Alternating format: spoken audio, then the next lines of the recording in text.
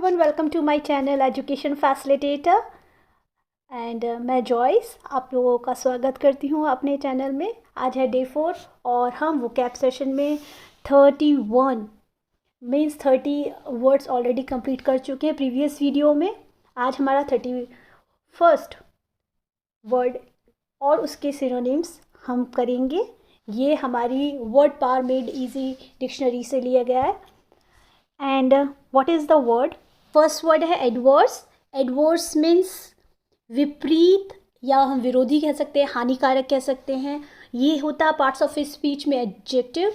It means unfavourable, antagonistic, इस means होता है विरोधी। Unpleasant, bad, poor, terrible, dreadful, these all are synonyms of adverse. ये सारे जो वर्ड्स हैं इनको आप जब इस वाले वर्ड को लिखते हैं इसके साथ आप ये वाले वर्ड्स भी लिखिए और उनको याद कीजिए। आपको ये इनके सिमिलर ही मीनिंग है, जिसका मतलब होता है विपरीत और हानिकारक। आइए हम इनको एग्जाम्पल्स के थ्रू समझते हैं। I had an adverse reaction to the injection. मुझे जो इंजेक्शन था उसका क्या हुआ, बिल्कुल विपरीत रिएक्शन मेरी बॉडी पे हुआ। कोई बीमारी है, किसी की तकलीफ की वजह से हम इंजेक्शन लगाते हैं तो उसका अगर आपके ऊपर एकदम अपोजिट रिएक्शन हो जाता है बॉडी पे, तो उस सेंस में यहाँ एडवर्स का यूज़ हुआ है। Dirt and disease are adverse to the best growth of children. Dirt और डिसीज़ क्या होती है? एडवर्स होती है, बहुत ही हानिकारक होती है। किसके लिए? जो बेस्ट ग्रोथ होती है चिल्ड्रन की, उसमें क्या खराब होती है? डर्ट और डिसीज दोनों ही हानिकारक होती हैं। 32 एस्थेटिक। मैंने आप लोगों को, मैं वैसे डेली ही बता रही हूँ, जो भी डिफ़िकल्ट मीनिंग होता है फर्स्ट ऑफ ऑल आपको प्रोनाउंसिएशन अच्छे से आना चाहिए। अनदर थिंग इज़ दैट अगर डिफ़िकल्ट मीनिंग होता है तो आप सिलेबल्स उसको आप तोड़ करके शब्दों को जैसे एस्थेटिक, तो आप इस तरह से सिलेबस में आप पार्ट कर लीजिए और फिर आप बोलिए, फिर उससे आपको सही तरह से प्रोनाउंस भी कर सकेंगे और इससे ईजिली आप डिफ़िकल्ट वर्ड को याद भी कर पाएंगे। सो एस्थेटिक क्या है? ये है हमारा एडजेक्टिव जो कि हमारी ब्यूटी रिलेटेड होता है। Having to do with artistic beauty, जो कि क्या कहा जाए, जो कि एक्स्ट्रा में जो ब्यूटी, मतलब नेचुरल ब्यूटी नहीं होती है, जो कि आर्टिफिशियल आजकल तो बहुत ही ज़्यादा ही है, तो उसके बेसिस पे हम बोलते हैं एस्थेटिक ब्यूटी। और आर्टिस्टिक स्पेशली जो कलाकार यूज़ करते हैं उसके लिए भी होती है aesthetic, as I have told you. तो सिमिलर मीनिंग्स हैं। The new building has little aesthetic value और अपील। तो ये एस्थेटिक सौंदर्य से रिलेटेड होता है, ज़रूरी नहीं आपके मेकअप से या किसी के श्रृंगार से रिलेटेड हो, पर सौंदर्य से। अब सौंदर्य किसी में भी दिख सकता है ना, खूबसूरती तो किसी में भी दिख सकती है, और जो आर्टिफिशियल खूबसूरती होती है उसके लिए एस्थेटिक का यूज़ होता है। So the new building has little aesthetic value और अपील। जो न्यू बिल्डिंग है उसके पास क्या है? एस्थेटिक वैल्यू है, आर्टिफिशियल वैल्यू और अपील है, जिससे उसको देख करके कोई भी जन अट्रैक्ट हो और उसको खरीद सके। Peacock and nightingales are aesthetic show offs. देखिए, पीकॉक और नाइटिंगेल की एक स्टोरी है जिसका एकदम मोरल ऑफ द स्टोरी मैं आपको बताती हूँ। दोनों को अपने आप को सिर्फ शो ऑफ करते हैं और अपने अपने बारे में इंटरनली वो जानते हैं कि अपने में वो किस तरह के हैं, पर at the end of the story वो शो ऑफ कर रहे हैं खुद को बेहतरीन साबित करने के लिए। बट एग्जैक्टली जो मॉरल यही निकल के आता है, जो आपके पास जैसा है आपको उसमें कैसा रहना है? खुद को एक्सेप्टेड, जैसे आप अपने आप को जैसे आप हैं वैसे ही रहें। तो that is a story. But here there is example, peacock and nightingales are aesthetic, जो बहुत ही क्या किस तरह का सौंदर्य संबंधी अपने आप को शो ऑफ करते हैं। नाउ सो सॉरी, स्लाइड्स एकदम सीने हो गई, and without pen I'm not able to do it. Yes, affectation. It is not affection, it is affectation. What is the meaning of affectation? affectation मैंने क्या होता है? देखिए, affection अलग होता है और affectation अलग होता है। affectation क्या होता है? जो दिखावा होता है, जो कि आज की दुनिया में बहुत है, हम कंफ्यूज हो जाते हैं। अनफेवरेबल होता है, आर्टिफिशियल होता है, आर्टिफिशियल बिहेवियर, कि आप ऐसा सोचेंगे कि जी, मतलब आप सोचेंगे कि अरे ये तो इतना अच्छा है। यूजली इंटेंट टू इम्प्रेस, दूसरे को इम्प्रेस करने के लिए किया जाता है। याद रखिएगा, रियल और artificial both are totally different. तो आपको कौन सी चीज़ ज़्यादा अट्रैक्ट करती है, दैट्स मैटर। प्रीटेंशन, एग्जैक्टली जो प्रिटेंड कर रहे हैं आप सामने वाले के लिए। She has no affectation, I am sure, ये ब्यूटी होती है। If you would ask me कि क्या पसंद होना चाहिए, क्या आप लिटरली किसी के अंदर पसंद कर सकते हैं, कि वो बस उसके अंदर ये ना हो, क्योंकि अगर उसमें ये नहीं है ना तो वो कंप्लीट है। चाहे उसके अंदर कितनी भी कमियां, अगर वो ये चीज़ों में अगर वो अफेक्टेड, मतलब शी हैज़ नो अफेक्टेशन, वो जो लड़की है वो किसी भी तरह का दिखावा नहीं करती है। आई एम श्योर, मैं इस चीज़ में कंप्लीटली श्योर हूँ। I think he sincere and quite, मैं सोचता हूँ कि वो बहुत ही सिंसियर है और क्या है, क्वाइट है, विदाउट अफेक्टेशन, बिना किसी दिखावे का। एफिनिटी, एफिनिटी और अफेक्टेशन बोथ आर नाउन्स। इसका मतलब होता है लगाव या मेल, ठीक है। और इनके सिनोनिम्स क्या होते हैं, sympathy, attraction, kingship, empathy, rapport and harmony, these are the synonyms of affinity. Humans have special affinity for dolphins, जो डॉल्फिन के लिए, डॉल्फिन भी क्या होती है, पानी में होती है ना, वैसे हम लोग मछलियों के लिए बहुत वैसे होते हैं, मतलब नो डाउट, लेकिन डॉल्फिन क्या होती है, फ्रेंड्स होती है ह्यूमन की। वो इसी वजह से होती है क्योंकि इनका लगाव होता है ह्यूमंस का डॉल्फिन से, और डॉल्फिन का किससे होता है, ह्यूमन से होता है, मीन्स मानव, हम लोगों से। He has an affinity for fine food, और उसको बहुत, अगर आपको खाने पीने का शौक़ है तो शौक़ ऐसा शौक़ होना चाहिए कि वो आपकी सेहत में पॉजिटिविटी दे। शौक़ है का मतलब ये नहीं है कि हम कुछ भी खा लें, तो फाइन फूड उसको अपनी उसको क्या है, he has an affinity for fine food, उसको बहुत लगाव है, किस चीज़ का लगाव है, या किस चीज़, क्या चीज़ उसमें सबसे ज़्यादा उसको पसंद है, वो अच्छा खाना खाने, जो कि मेरी तरफ से अगर मैं कहूँ अच्छा खाना, इट मीन्स जो बहुत ही हेल्दी हो। Affluent, what is the mean of affluent, ये एक एडजेक्टिव है जिसका मतलब होता है धनी, बहुत रिच होते हैं, जो अमीर होते हैं उनको, या प्रभावी, किसी पे अपना इंप्रेशन छोड़ जाए। ओके, रिच, प्रॉस्पर, अफ्लुएंट और वेल ऑफ। ओके, इनको हम क्या बोलते हैं, affluent. He is an affluent, कोई भी इंसान बहुत ही रिच होता है। अब वो रिचनेस का मतलब ये नहीं कि सिर्फ पैसे में, कुछ लोग वैल्यूज़ में बहुत अच्छे होते हैं, कुछ लोग अपनी पर्सनल लाइफ में, अपनी मॉरल एथिक्स में बहुत अच्छे होते हैं, कुछ लोग वेल्थ में बहुत अच्छे होते हैं, प्रॉपर्टी में बहुत होते हैं। तो यहाँ पे affluence means the same thing as wealth और प्रॉस्पेरिटी। तो अगर आप इंटरनली रिच हैं, मॉरल्स वैल्यूज़ में ज़्यादा अच्छे हैं, तो नो डाउट वेल्थ और प्रॉस्पेरिटी आपके पास अट्रैक्ट होंगी ही होंगी। Agenda, it is a noun, इसका मतलब, एजेंडा का मतलब क्या होता है, कार्यसूची।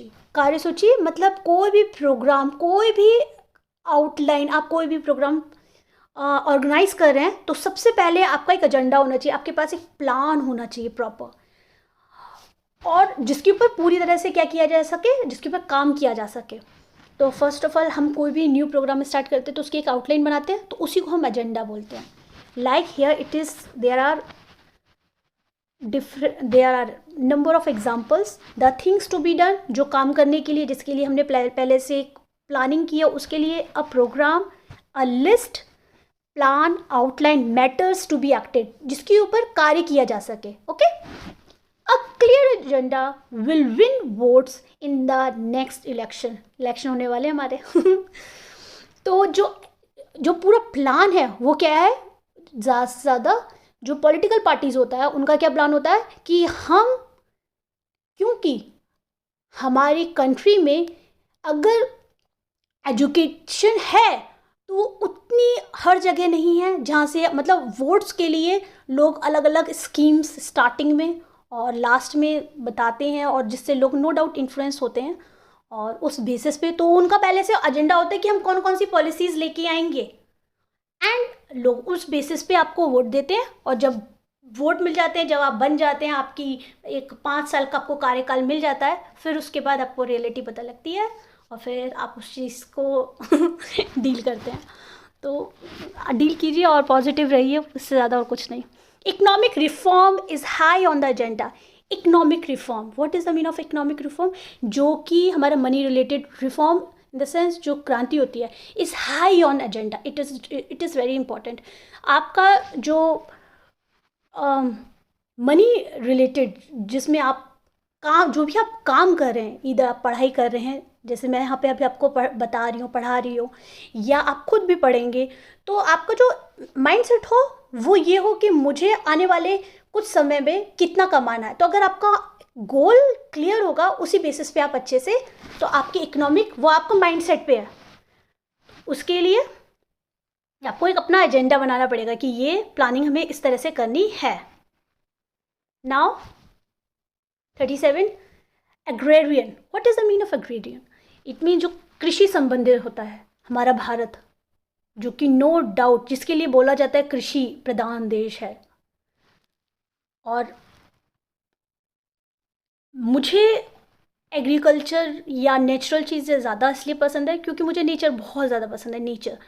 तो एग्रीकल्चर, रूरल, जो कि क्या कहा जाए, रूरल एरिया वो होता है जो सिटी से थोड़ा दूर होता है। ओके, कंट्री साइड होता है जहाँ पे बहुत ग्रीनरी होती है, रस्टिक लाइफ होती है, पास्टरल लाइफ होती है। पास्टरल लाइफ होती है जहाँ पे बहुत ग्रीन पास्चर्स होते हैं, मतलब जो हरी हरी घास के मैदान होते हैं ना, उनको बोलते हैं पास्चर्स। ओके, सॉरी, यहाँ तो पास्टरल लिखा है, तो that is because it is adjective. Actually साम में है ये वाला जो ग्रीन पास्चर्स करके एक वो है, वर्ड्स है, इस वजह से मेरे मुंह से निकला। And that is been taken from the Bible. People are living and agrarian way of life to go to the city. जो लोग हैं, क्योंकि जो सिटीज़ हैं वो इतना इन्फ्लुएंस कर रही हैं, no doubt city, I also live in city, पर कुछ ऐसे एरियाज़ हैं जो नेचर को छोड़ करके सिर्फ सिटी की तरफ दौड़ रहे हैं। तो उस बेसिस पे यहाँ पे लिखा है कि वो लोग क्या कर रहे हैं, जो कृषि संबंधी एरिया है उनको छोड़ करके वो कहाँ पे सेटल हो रहे हैं, सिटीज़ में सेटल हो रहे हैं। This is prime agrarian land. और ये यहाँ पे क्या है, ये सबसे ज़्यादा प्रमुख कृषि संबंधी लैंड है जहाँ पे सबसे ज़्यादा खेती होती है। कृषि का इन द सेंस खेती होती है। एग्रीगेट, एग्रीगेट क्या होता है? एग्रीगेट मतलब पूर्ण योग होना, कुल होना। सेपरेट करते हैं ना, उसका अपोजिट होता है। और सॉरी, सेपरेट भी कह सकते हैं, सेग्रीगेशन भी बोल सकते हैं, एग्जैक्टली।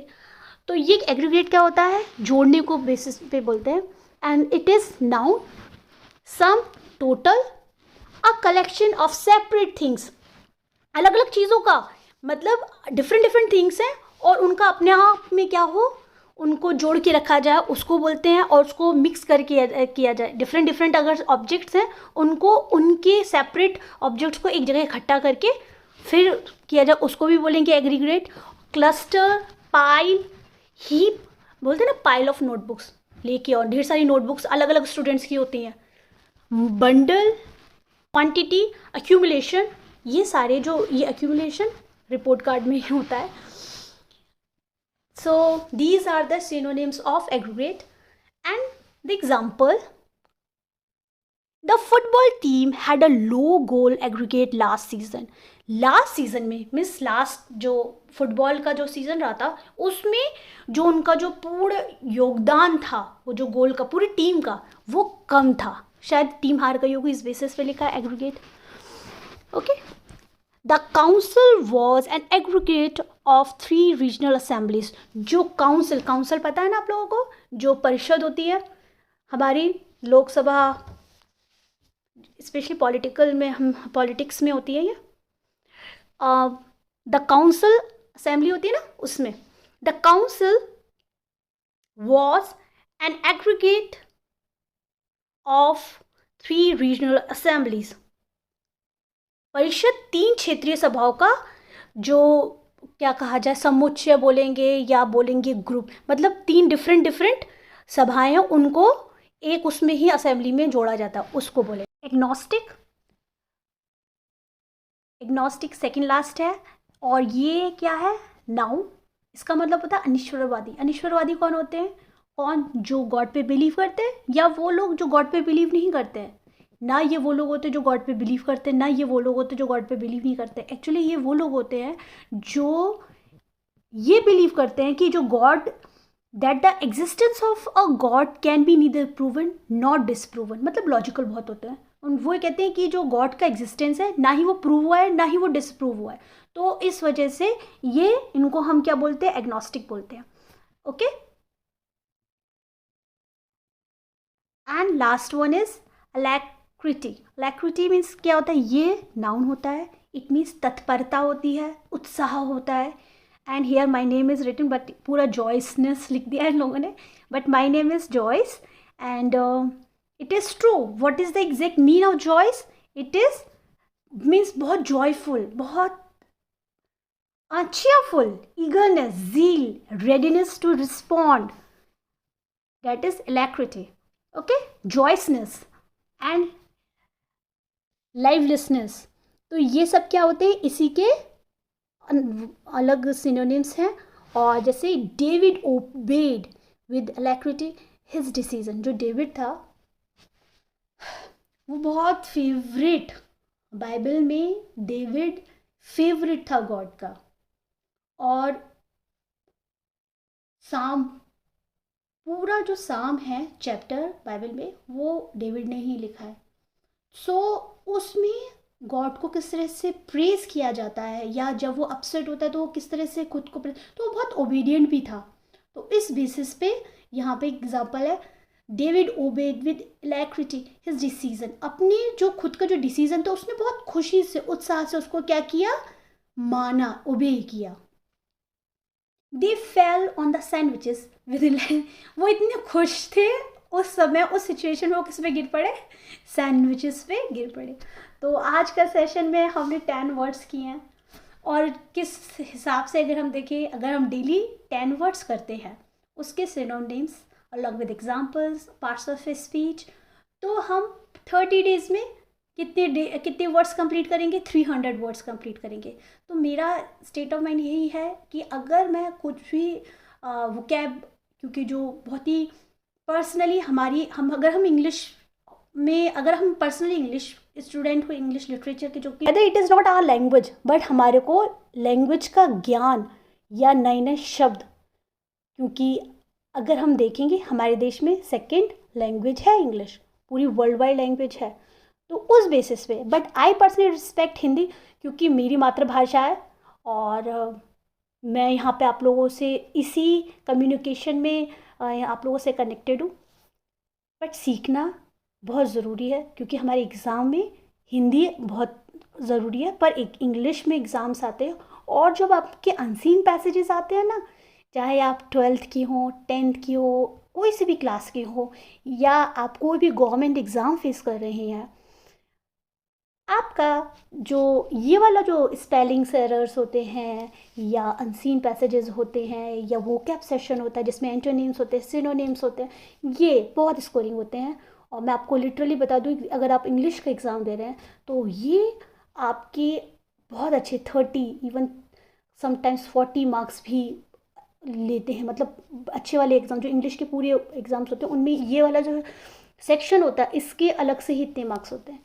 तो अगर आप स्टूडेंट हैं, या आप कोई भी गवर्नमेंट एग्ज़ाम की प्रिपरेशन कर रहे हैं, या आप नहीं भी कर रहे हैं, आप अपनी पर्सनल वोकैब को ठीक करने के लिए, आपकी उस बेसिस पे, ज़रूरी नहीं कि आप एग्ज़ाम्स क्लियर कर रहे हो, आप अपनी पर्सनल वोकैब को ठीक करने के लिए भी इन तरह के जो वर्ड्स हैं आप डेली देखिए, मेरे साथ बने रहिए।